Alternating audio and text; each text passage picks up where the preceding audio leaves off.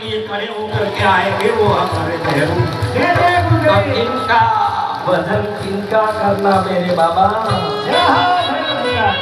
ओ मेरे भाई ये सब नहीं गाना भी है, ये सब बीट अलग टाइप के हैं। जय भगवान। कैसे हैं? हाथ जोड़ो, थोड़ा आवाज बढ़ाओ बेटा सरफिरा।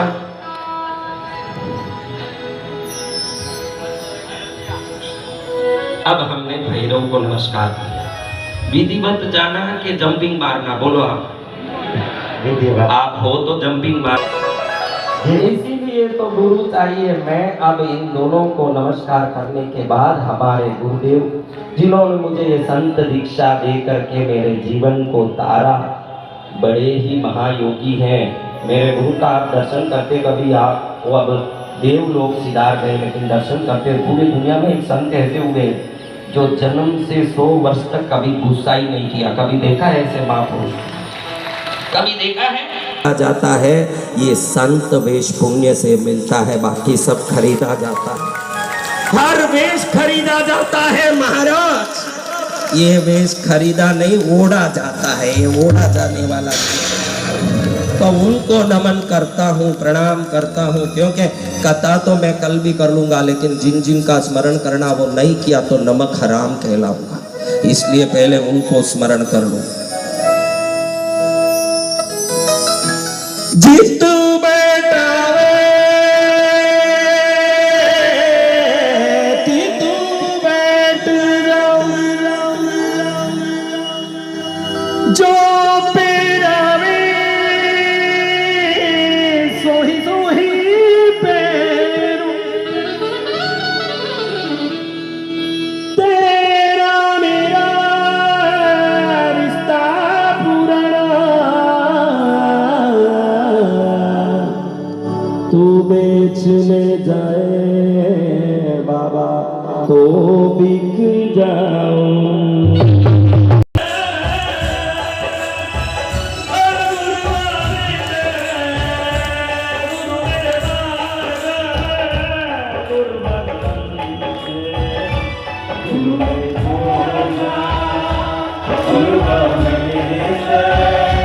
गुरु मेरे पार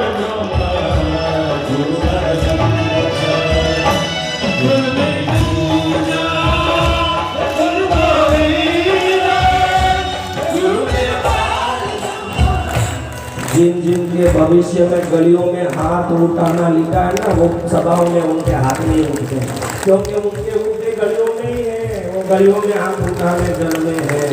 गुरु महाराज गुरु जय जय परब्रह्म सद्गुरु, गुरु महाराज गुरु जय जय परब्रह्म सद्गुरु, परब्रह्म सद्गुरु महाराज गुरु महाराज गुरु। अब तो दूसरे लोग मुझे पूछते हैं कि गुरुदेव जब से आप काशी आए बड़े खुश दिख रहे हो, क्या बात है? आप भी कभी ससुराल जाते हो तो खुश होते हो कि नहीं? आप भी दुनियादारी में पढ़ के खुश होते हो कि नहीं? ये वो माटी है जहाँ मैं जिंदगी भर जिनको सबसे ऊंचा मानता हूँ, पारसनाथ का यहाँ जन्म हुआ। उनकी माँ ने यहीं उनको गर्भ में धारण किया और यहीं उनकी दीक्षा हुई, यहीं वो योगी पुरुष बने। इन काशी की घाट घाट में, इस काशी की हवा हवा में, यहाँ की मट्टी मट्टी में अगर कोई खुशबू है तो वो पार्श्वनाथ की, विश्वनाथ की और यहाँ देवी देवताओं की खुशबू है। और ये मट्टी में वो पार्श्वनाथ चल चल के घूमे हैं, फिर के घूमे हैं। ये वो मट्टी है जिस मट्टी में हमारे प्रभु चल के गए हैं, ये वो मट्टी है जिस मट्टी के घर घर में पार्श्वनाथ का सुजन है। ऐसे मट्टी को प्रमाण करते हुए ओम ह्रीं श्रीमन्नमो नमो अर्हते भगवते श्रीमते चिंतामणि पार्श्वनाथाय तीर्थंकराय रत्नत्रय स्वरूपाय अनंत चतुष्टय सहिताय धर्मेन्द्र फलमौलि मंडिताय समौत्सर्ग लक्ष्मी शोभिताय इंद्र धर्मेन्द्र चक्रवर्ती आदि पूजित पाद पद्माय केवल ज्ञान लक्ष्मी शोभिताय दिनराज महादेवाय अष्टादश दोष रहिताय चत्वारिंशत् गुण संयुक्ताय परमात्मने सिद्धाय बुद्धाय त्रैलोक्य परमेश्वराय देवाय सर्व सर्वहितकराय धर्मचक्राधीश्वराय सर्वविद्या परमेश्वराय त्रैलोक्यमोहनाय धरणेन्द्र पद्मावति सहिताय कुलबलवीर्य पराक्रमाय अनेकदैत्यदानवकोटिमुकुटहृष्टपादपीठाय ब्रह्मा विष्णु रुद्र नारद खेचर परिपूजिताय सर्वजीव विघ्न निवारण समर्थनाय श्रीमच्चिंतामणि पार्श्वनाथ देवादिदेवाय नमोस्तु अर्हं श्रीं ह्रीं ओम। बामा मागे आंखों के तुम तारे हो, अश्वसेन राजा के तुम दुलारे हो। पार्श्वनाथ जी नाम तुम्हारा प्यारा है,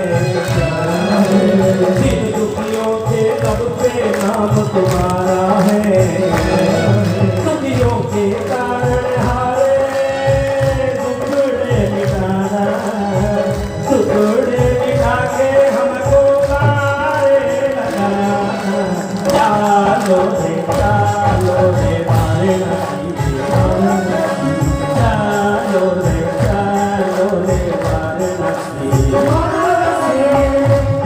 दर्शन को भैरू दर्शन को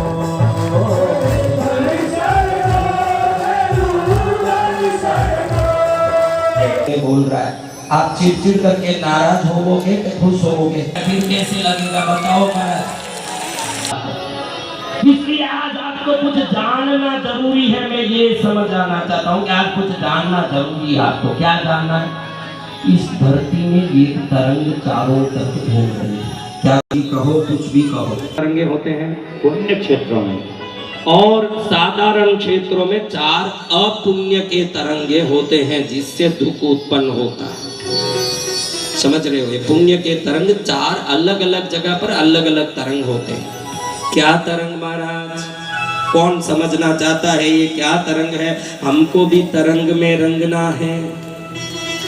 मुझे रंग दे नाम विच चोला, मुझे रंग दे। कौन कौन उस तरंग में रंगना चाहता है? चलो तैयार हो गए, गाने की जरूरत। जो तैयार हो जाए गाते हैं उसके लिए, जिनको तैयार करना होता है। जो तैयार हो ही चुका है उसके लिए क्या गाना? वो तो सीधा अब माल पकड़ना ही है, उसके लिए तो सीधा आशीर्वाद। 2 साल रख दिया, भूल गए स्टोर रूम में। निकली कोई उसकी माँ को आपने अंदर छोड़ा था, तो चावल से कैसे इल्ली निकल सकती है? गाय के जैसे चावल से स्वयं चावल में कैसे इल्ली निकले भाई? पहले उसकी माँ उसमें थी क्या? नहीं। तो चावल से जीव कैसे उत्पन्न हुआ? अगर बगैर जीव भी चावल से जीव उत्पन्न हो सकता है, तो बगैर पुण्य भी किसी पुण्य क्षेत्र में जाए तो आपका पुण्य उत्पन्न हो सकता है। समझ रहे हो बात? अभी अच्छे से समझ आ गया होगा। नहीं हो लेकिन उत्पन्न हो जाए, ये उत्पत्ति क्षेत्र। ऐसे क्षेत्र कुछ है भारत में जहां उत्पत्ति होती है पुण्य की। किसकी? पुण्य की, जो नहीं लिखा। क्योंकि आप काशी आए हो, कुछ समझ लेना जरूरी है। नहीं समझोगे तो श्रद्धा नहीं कर पाओगे, समझ लोगे तो श्रद्धा इतनी ज्यादा हो जाएगी, जो नहीं मिल रही है वो भी मिल जाएगी जब श्रद्धा आ जाए। महाराज, तो पहला क्षेत्र वो जो नहीं है उसको उत्पन्न करता है। क्या करता है? क्या बनता है? कारण। अभी आप गली में निकल के गए, बहनें जा रही है, ऐसे गलियों में घूमती है। उस समय उसकी एक सहेली मिल गई। वो सहेली उसको कहती है कि उस दुकान में 1 साड़ी लो तो 1 साड़ी फ्री देते हैं। क्या बोला? सुनते ही इसके मुंह में पानी आ गया। हमने तो सोचा कि अचार से ही पानी आता है, मिठाई से ही पानी आता है, लेकिन इन बहनों को कोई फोकट में कुछ देता है तो उसमें भी पानी आ जाता है। सुनते ही वो उस दुकान में होगा। ये कारण क्षेत्र। पहले क्षेत्र जो उत्पत्ति क्षेत्र बोला ना, उधर आपको कोई दर्शन करने की जरूरत नहीं। उस क्षेत्र में पुण्य प्रकट हो जाएगा, वो पहला क्षेत्र। ये दूसरा क्षेत्र दर्शन से पुण्य देता है, ये कारण क्षेत्र। क्या क्षेत्र? तीसरा क्षेत्र ऐसा होता है, कोई मंदिर का स्थान, कोई देवस्थान ऐसा होता है, संयोग क्षेत्र। उसको सहयोग करके मंदिर तक ले जाता है और दर्शन करता है। अब ये जा नहीं पा रहा था, इसको किस कारण से वहां दर्शन हुआ महाराज? तो आप कहीं जाओ और वहां जाने के बाद, घर आने के बाद किसी का सहयोग मिल जाए, पार्टनर का, किसी का सहयोग मिल जाए कोई ना कोई काम में, और आपका काम बन जाए, तो समझना कि वो क्षेत्र का दर्शन आगे आपके पुण्य और सुख समृद्धि में सहयोग कर रहा है। ये तीसरा क्षेत्र सहयोग क्षेत्र है। पहला उत्पत्ति क्षेत्र, 4 ही तरंग है धरती में, ये कोई बोलते नहीं कथाओं में, इसलिए जरूर अच्छे से सुन लेना, ये कभी सुनने नहीं मिलेगा। पहला क्षेत्र है उत्पत्ति क्षेत्र, दूसरा क्षेत्र है कारण क्षेत्र, तीसरा है सहयोग क्षेत्र। चौथा कौन सा क्षेत्र है? कोई कारण मिल जाए जिससे हमारा काम हो जाए, वो क्षेत्र। तीसरा क्षेत्र कोई सहयोग मिल जाए जिससे हमारा काम हो जाए, वो क्षेत्र। चौथा हमारे सभी उस प्राप्ति में जो बाधा कर रहे हैं उनको शमन कर दे, वो क्षेत्र। और आपको बता दो कि इस तीनों लोकों में ये चारों तरंग अगर एक ही जगह में है, यानी आकाश में, पाताल में और मनुष्य लोक में, तीनों में मिला के बोलो, चारों तरंग एक साथ है। आए हो ये पहले पता चलना है। जब तक पता नहीं चलेगा, यहाँ कोई औरत मेरे बच्चे को उठा के बोल रही थी भाई मैनेजमेंट थोड़ा ठीक करना चाहिए। इधर जो पूजा होती है, खाना पीना होता है, संगीत का प्रोग्राम होता है, सब में आपको फ्री में आना होगा। 1000 रुपया पड़ेगा तो फ्री में काम शुरू करके 3 दिन में पूरा किया है। तुम साथ रह के सेवा करो। हाँ, मैनेजमेंट का ज्ञान हमको जो दे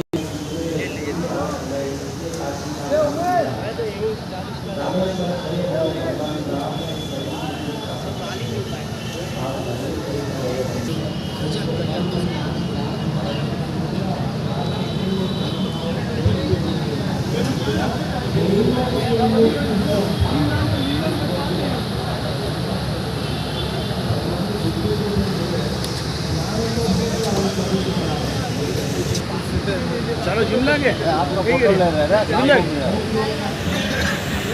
आप 3 दान प्लेट लीजिए रियल में आयो खाना लीधो तो सडनली फोन नहीं।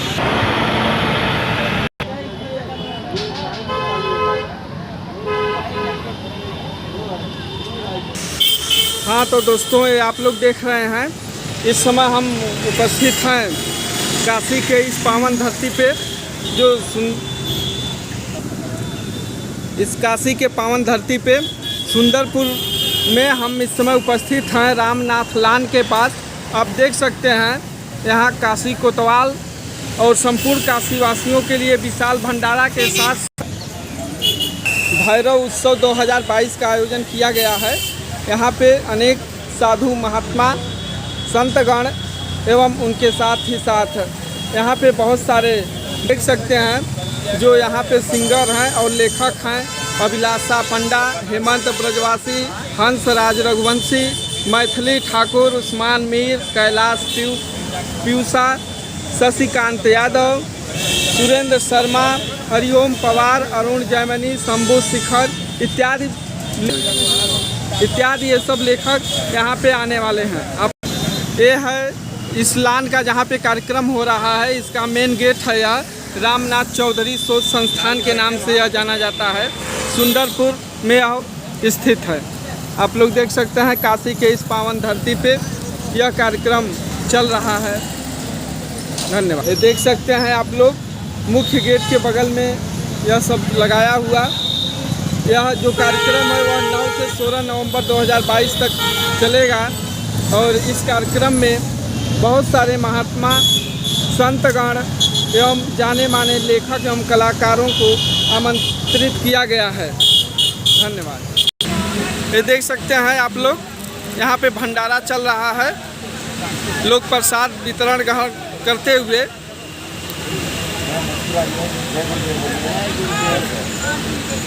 आगे बढ़िए आप लोग लाइन बाय लाइन। यहाँ पे भंडारे का शुरुआत, लोग यहाँ पे प्रसाद के रूप में भंडारा ग्रहण करते हुए। इस समय संख्या कम है, अभी शाम होते ही लोगों का यहाँ पे भंडारे के लिए आगमन होगा। इनको पूछे सब यहीं भंडारा कार्यक्रम में लगे हुए ये लोग देख सकते हैं आप।